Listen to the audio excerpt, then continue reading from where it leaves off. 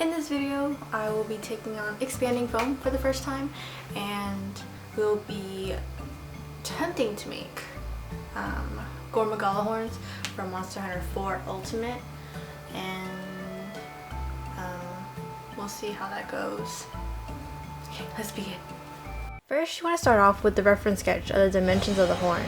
After that, you're going to cut out the horn of said dimension and measure to your head accordingly.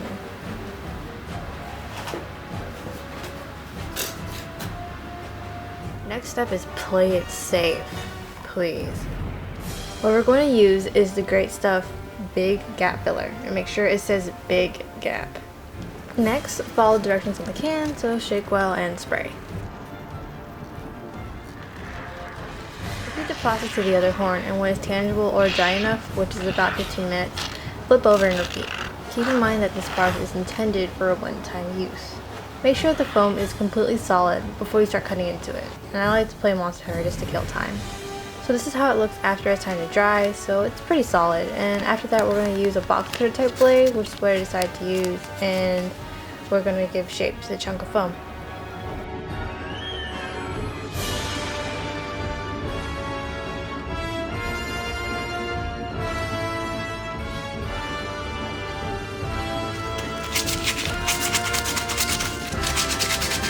So what you saw from the last step was me sanding everything, and when you sand it, you just try to make sure it's not as ridgy as possible, like least amount of bumps. And after that we are going to do paper mache.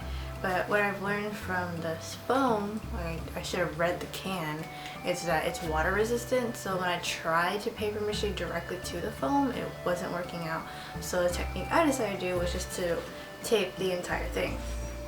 This is almost the entire thing. So at least that way the paper mache has something to stick to. Okay? And the paper mache mix that I typically use is like, I want to say about 2 parts of the glue or Mod Podge if you want to use that, and 1 part water.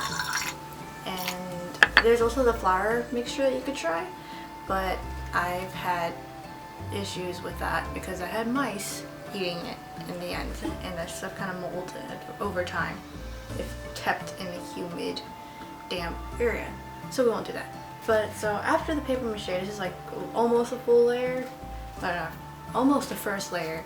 This is what it looks like.